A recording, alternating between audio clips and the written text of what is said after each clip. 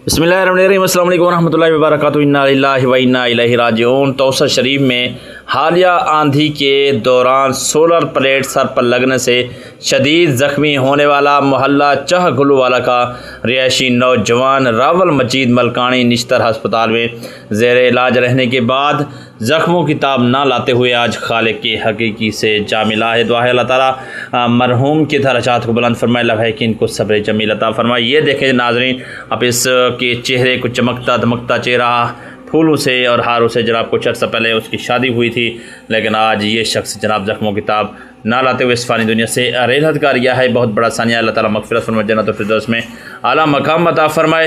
रावल मलकानी की रेहलत की खबर सुनकर गहरा दुख हुआ। भाई अब्दुल मजीद मलकानी के गम में हम सब बराबर के शरीक। अल्लाह ताला मरहूम की रूह को अब्दी सुकून अता फरमाए। तौसा में हालिया आंधी के दौरान सोलर प्लेट सर पर लगने से ज़ख्मी होने वाले नौजवान की वफ़ात पर अल्लाह ताला से रहमत की दुआ है कि अल्लाह ताला उनके दर्जात बुलंद फरमाए और लम्हे कि इनको सब्र जमील अता फरमाए। नाज़रीन, ये थी आज की एक बहुत ही अफसोसनाक वीडियो।